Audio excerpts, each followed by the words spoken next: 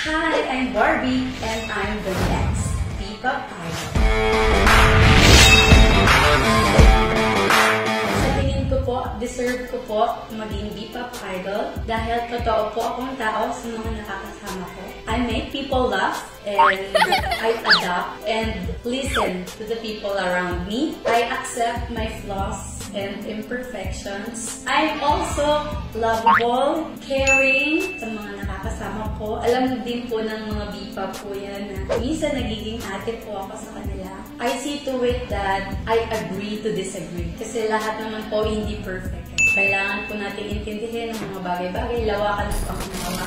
Gusto ko pong manalo sa P-pop Idol Search dahil para po sa pamilya ko. And para rin po sa purpose. Gusto ko rin pong tumulong sa iba. Gusto ko naman pong mag-give back. Kasi I know my purpose now na mahalaga rin na kapag may natatanggap ka, i-share mo yun sa iba.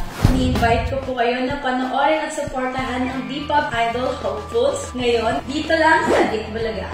I'm Barbie and I'm the next P-pop Idol.